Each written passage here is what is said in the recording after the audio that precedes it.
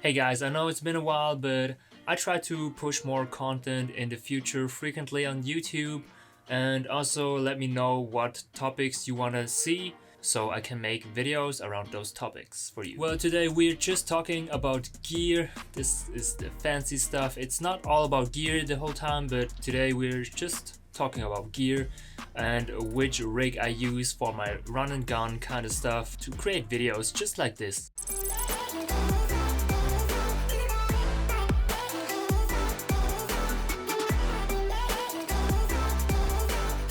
So in this video we mainly focus on gear and not the details and the settings etc. on the camera. So let me know if you want to see a video how to set up a camera for video, or how I set up my camera for video, what picture profile I use and everything around that. And as a disclaimer, gear just matters to a certain point. If you don't know how to use your gear, your footage would probably look worse than someone with bad gear and knowing what he does. Without further ado, let's jump on that overhead rig I just created for you, and I will hear you in the voiceover.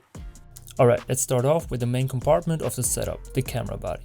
I use a Sony A7S III for roughly 5 months now. Before that, I used my Sony A7 III for a very long time, which by the way I'm using right now to record this overhead view. But I don't go too much in detail here because the purpose of this video is only showing you my whole run and gun rig without all the settings and stuff like that.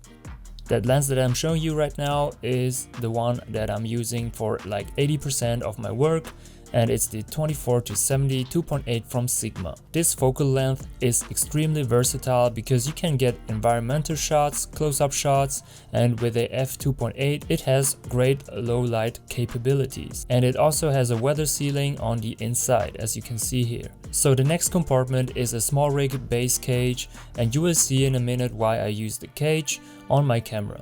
On top of the cage you see a little rail, which I couldn't remove when I recorded this because I didn't have the tool to take it off, unfortunately. But this is actually just a NATO rail for additional attachments, which I'm also gonna show you in a minute. All the parts are linked below if you're wondering what parts I'm using, so you can take a look at it. The small rig cage also comes with a little tool on the bottom to tighten the screw between the cage and your camera.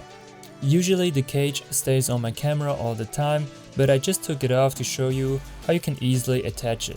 So with the lens I use, I can't just put the camera through, so I have to take off my lens and screw my camera on first with the tool I mentioned.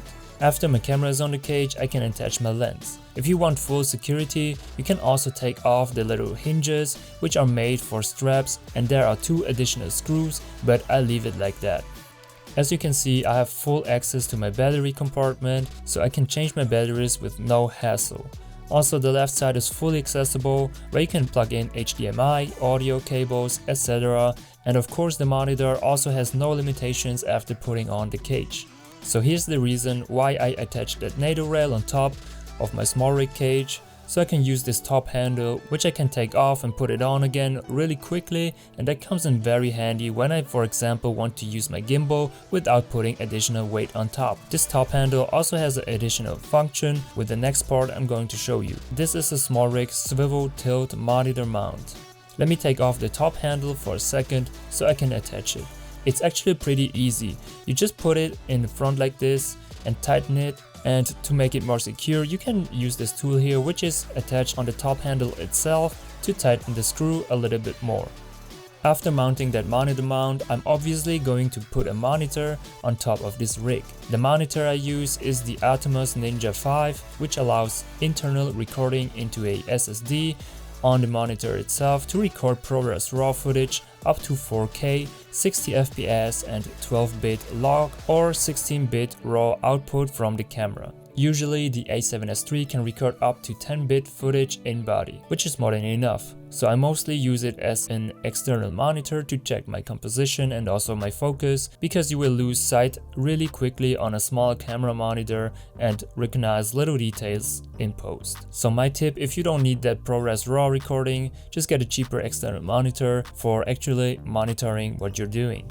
For safety reasons, I like to use this HDMI cable clamp so your cable doesn't get a nit or so by accident or lose connection when you accidentally pull it. Because I'm telling you guys, if you have to run around at events or so, things can get very chaotic. Alright, the next fancy piece you see here on the screen is an ND filter. And an ND filter is essential if it comes to videography, since you cannot just play around with your shutter speed, like if you're taking stills on your camera, unless you want to make it look super unrealistic. So these are literally sunglasses for your lens, and I'm using a 2 to 5 stop ND filter from Polar Pro, and yeah, the Peter McKinnon edition of course. Optionally, I stack a black Pro Mist filter in between the lens and the ND filter, which blooms out the highlights and makes your footage looks more dreamy. I use one from Tiffin, which has a 1/4 strength, but I don't use it every time, so it always depends on the project I'm working on, so I have to decide before I film the project if it even makes sense to use it or not. But the 1/4 strength is pretty subtle, so I can use it in most of my projects without overdoing it. Sometimes I also use side handles on the left side of the camera, since there's nothing really you can grip on.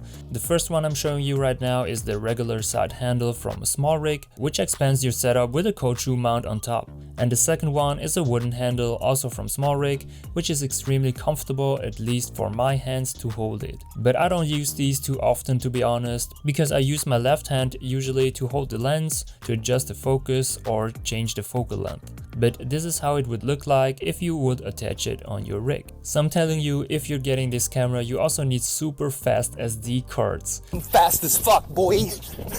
Still fast as fuck, boy. To be able to record 4K 120 FPS. Before I got the camera, I thought you have to buy those overpriced CF Express tough Type A cards from Sony, but then I realized this is only the case if you want to shoot S&Q mode, 1080 240 FPS. So after that research, I got myself 2 of these V90 cards from Lexar, which I always use for my shoots. But they can get filled up very quickly if you have to shoot a whole event for, let's say, 46 hours. If you shoot most of the time 50 FPS, and for the US guys 60 FPS. So yeah, consider that. I'm also carrying all my cards in this fancy case, which is not even that expensive, and you can find it on Amazon. I usually don't really use microphones on top, but sometimes it can be beneficial. So there are a lot of options. For example, this video micro mic from Rode is not that bad to pick up sounds on camera, and it comes with a dead cat which you can put on top of the mic to reduce wind noise. Another, let's say, better option is something like this Video Mic Pro, also from Rode, which is more narrowed on the direction you put the mic on. This leads to less unwanted noise from the environment. But as I said, there are newer versions of these kind of mics. For example, the Rode Video Mic NTG should be a very good choice, which you can also use as a boom mic for high quality sound recordings, for interviews or stuff like that. By the way, you can almost adapt this kind of rig on a A7 III, because I know the A7S III is kind of expensive, and for most of you guys who just want to start out and get a small rig, you can also adapt it to a A7 III, which I did before. You just have to exchange the HDMI cable and also the cage, because the A7 III is built a little bit different than the A7S III. Alright, I hope you enjoyed this very gear related video. Also comment your go-to camera, lens or combo, whatever. And if you haven't yet, consider to subscribe to my channel. Also leave a like, this would help this channel a lot. And maybe also share this video with your parents, your grandparents, whatever. And hopefully I will catch you in the next video, mate.